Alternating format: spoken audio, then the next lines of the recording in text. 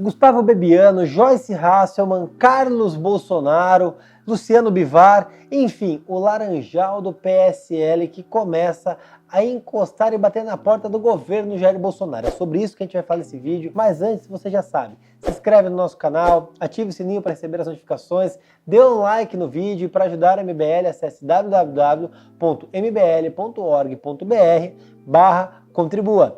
E se você quer conhecer a galera do MBL, acompanhar nosso trabalho, nossas ideias, vai ter congresso do MBL no próximo dia 23 de fevereiro em São José do Rio Preto. O link para comprar ingresso está na descrição do vídeo, vale muito a pena estar lá, vai estar eu, Renan, Kim, Arthur, enfim, a galera toda, vai estar bem bacana, valeu? Bom, antes da gente começar a falar sobre o vídeo, eu já vou avisando vocês que não é para me analisar como bolsominion ou como um cara que quer criticar o governo. Eu passei aí um bom tempo analisando tudo o que está acontecendo no PSL, as crises, quem está xingando quem está falando o quê, a implicância de tudo isso para desenvolver esse conteúdo que tem a ideia de analisar e passar para vocês um pouquinho do que está acontecendo internamente no PSL, as implicações jurídicas e políticas de tudo isso e principalmente os reflexos no governo de Jair Bolsonaro. Para falar de tudo isso, inclusive, eu vou precisar de alguma colinha aqui e antes de mais nada a gente tem que entender o que é o tal do laranjal. Recentemente a Folha de São Paulo levantou algumas denúncias que se mostraram muito fundadas quanto à utilização de candidaturas laranjas pelo PSL. O que é uma candidatura laranja? Você deve estar pensando. Bom, candidatura laranja é o seguinte, a lei eleitoral determina que algumas mulheres tinham que sair candidatas, inclusive com acesso a valor do fundo partidário, para que elas pudessem fazer as candidaturas. E aí o PSL lançou algumas mulheres candidatas, especificamente em Pernambuco e em Minas Gerais. Em Minas Gerais eu vou tocar no assunto um pouquinho para frente, mas antes vamos para Pernambuco. Pernambuco é um núcleo do PSL que era a base, a raiz do PSL antes mesmo de Bolsonaro entrar no partido. E existe um cacicão da velha política lá chamado Luciano Bivar, que já foi deputado, já foi candidato a presidente, é um cara que era até então desconhecido na política, mas ele é o cara que mandava no PSL. E lá em Pernambuco teve uma candidatura laranja. O que é uma candidatura laranja? Uma pessoa que saiu candidata, sem a menor vontade de ganhar a eleição, não fez campanha, não teve atribuição de votos razoável, mas teve uma grande movimentação financeira. Esse é o caso da senhora Maria de Lourdes Paixão. Uma senhorinha muito simples que foi candidata lá em Pernambuco pelo PSL, tendo míseros 274 votos. Porém, a candidata recebeu do fundo partidário, aquele fundão de dinheiro público, seu, meu, a importância de R$400 mil para fazer a campanha. Esse dinheiro caiu na conta dela pouquíssimos dias, 3 dias antes das eleições. Muito estranho, muito suspeito. Como se gasta R$400 mil em 2 dias de campanha? Difícil, né? Especialmente para ter essa votação. Para vocês terem uma ideia, o valor, a quantia dada para ela foi a terceira maior repassada pelo partido. Uma quantia 4 vezes superior ao repassado pela candidata Joyce Hasselmann, que teve R$100 mil para ter mais de 1 milhão de votos. Inclusive o próprio Jair Bolsonaro recebeu menos do fundo partidário que a dona Maria de Lourdes. Muito estranho, não é? E aí, com todas essas suspeitas, tudo isso que foi levantado, pairou ali a dúvida sobre quem era o responsável por isso. Quem seria o responsável por esse repasse de quantias? Luciano Bivar, que é o grande presidente, o grande cacique, Gustavo Bebiano, que é um cara que agia de forma como um lobista, ele é um cara que é muito próximo do Jair Bolsonaro, ele é um advogado que tem um trâmite muito grande dentro do Congresso Nacional, que levou Bolsonaro para o Patriotas e depois negociou a ida do Bolsonaro ao PSL. É um cara que não tem nada a ver com a nova política, mas se tornou o braço direito, o homem forte de Bolsonaro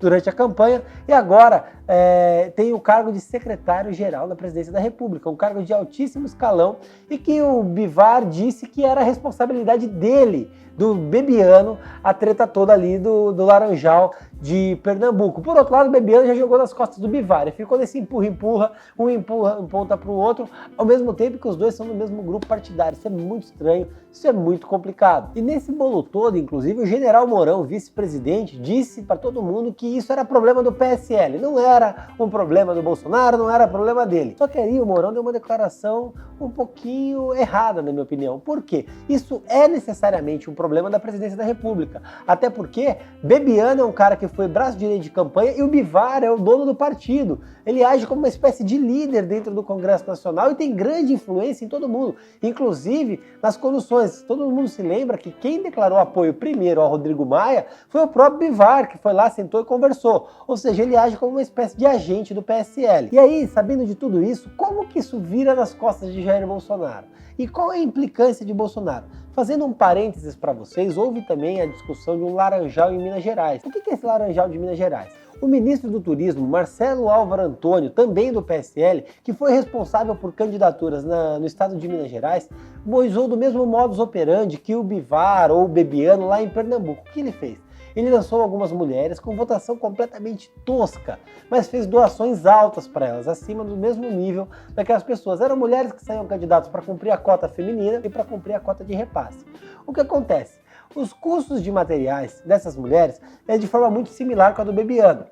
O que eles faziam? Eles davam o dinheiro para as mulheres investirem na campanha, especificamente no caso da Maria de Lourdes 3 dias antes, e aí o valor era gasto com uma gráfica próxima ou até ligada a alguém do PSL. E essas gráficas, não se sabe se elas faziam ou não material. Até porque, ao que parece, ninguém viu esse material na rua. E a votação pífia e irrisória dessas mulheres dá conta de que efetivamente não houve campanha. Como uma pessoa gasta 400 mil reais para fazer material e tem 800 votos, é algo tosco. Para você ter uma ideia, por exemplo, o Kim Kataguiri gastou muito menos que isso e teve 500 mil de votos. Não justifica, não há como imaginar que isso seja razoável. Então, essas candidaturas laranjas, aparentemente, eram utilizadas para esquentar ou lavar dinheiro do fundo partidário, que era jogado na candidatura e depois saía por um outro ralo via gráfica para ser usados pela cacicagem do PSL. Obviamente, tudo isso começou a resvalar no governo e começaram a cobrar uma postura de Jair Bolsonaro. Ah, mas o que o Bolsonaro vai fazer? O que o Bolsonaro acha disso?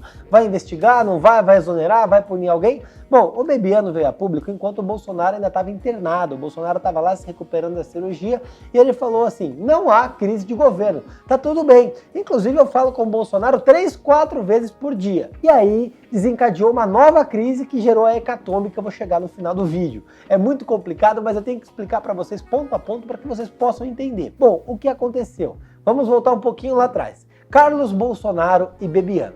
Carlos Bolsonaro era o cara que cuidava da comunicação do pai, era o cara próximo do pai, atuava ali como um cão de guarda, cuidava de Twitter, Facebook, cuidava de tudo. E durante a campanha, o Bebiano, sendo o cara forte do braço direito do Bolsonaro, especialmente após o evento da facada, ele começou a tomar espaço dentro do partido. Ele tirou de Carlos Bolsonaro a administração do marketing das mídias sociais do pai e colocou numa agência de publicidade, o que gerou durante a campanha uma troca de farpas entre Carlos Bolsonaro e Bebiano. A gente teve ali a primeira crise entre os dois e a relação entre os dois começou a se estremecer ainda mais quando Carlos Bolsonaro soube que Bebiano teria sido nomeado secretário-geral da Presidência da República, um cargo que aparentemente Carlos Bolsonaro gostaria de manter próximo de si ou talvez até para si. Chegou a ser ventilado se o Carlos iria, se o Carlos não iria para essa função. Bebiano foi para a função e se aproximou da ala dos militares, o que desagradou ainda mais Carlos Bolsonaro, que aparentemente ele se coloca contrário a essa ala, gerando mais uma crise e agravando o problema entre Carlos e Bebiano. Passado tudo isso, surgiu a crise Flávio, outros tantos problemas, e esse assunto se tornou secundário. Até que, com a descoberta dos laranjais, que é o que eu relatei há pouco para vocês, e Bolsonaro na UTI, se recuperando da cirurgia, tudo aquilo, na sequência de tudo isso, surgiu uma nova denúncia, dizendo que o Bebiano teria liberado mais de 200 mil reais para uma ex-assessora, uma candidatura laranja, uma coisa muito estranha que aconteceu ali, e aí o Bolsonaro deu um gelo no Bebiano. O Bolsonaro falou, peraí, não vou falar com esse cara, tá rolando crise, vou deixar ele na geladeira. E aí a coisa começou a se instaurar e a imprensa em cima, e a crise acontecendo, e o Bebiano falando bobagem, o Carlos Bolsonaro cada vez mais puto, até que o gelo foi quebrado não pelo Bolsonaro, mas pelo Carlos Bolsonaro. Carlos Bolsonaro veio a público e ele no Twitter ele divulgou um áudio de Jair Bolsonaro, uma coisa que para a política é muito pouco provável, nada ortodoxo. Isso só aconteceu no caso do Delcídio, mas era uma escuta, uma gravação. Mas o fato é que o Carlos Bolsonaro gravou o pai falando que não ia falar com ele, que não tinha, não era o momento, estava tendo problema, enfim, que o Bolsonaro não ia falar com o Bebiano. Carlos Bolsonaro foi ao Twitter, divulgou o áudio, desmentindo o Bebiano, que havia dito que falava com o Bolsonaro 3, 4 vezes por dia, e abriu uma verdadeira caixa de Pandora. Aí o Carlos Bolsonaro foi ao Twitter, começou a descer com o sarrafo em todo mundo, batendo em todo mundo, defendendo o pai, defendendo a si, e tacando todo o rojão na cabeça do Bebiano. Virou um verdadeiro caos dentro do PSL.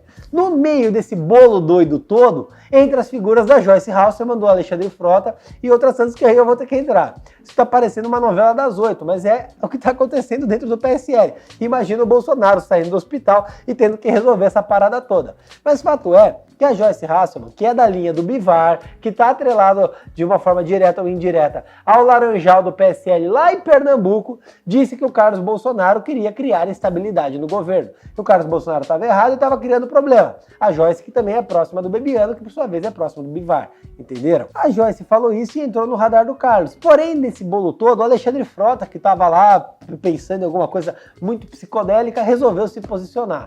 Ele falou, quanto à crise do PSL, eu quero que se fodam. Essa foi a grande e sapiente declaração do Alexandre Frota, que demonstra sua preocupação com o partido, com o futuro da República. Frota foi lá e mandou todo mundo se fuder, largou todo mundo se fudendo, e aí ele demonstrou e acionou o radar de todos para que não há uma unidade dentro do PSL. O PSL ele é rachado em vários grupos, uma coisa que a gente já vem falando há tempo, e o Frota demonstrou isso e demonstrou que ele não está nem aí para absolutamente nada. Feito tudo isso, você imaginava, bom, a crise não tem mais como se agravar, né? O Carlos Bolsonaro divulgou o áudio, o Bebiano fez todo esse carnaval, enfim, aí veio a Joyce, Alexandre Frota, a coisa se estabilizou. Não.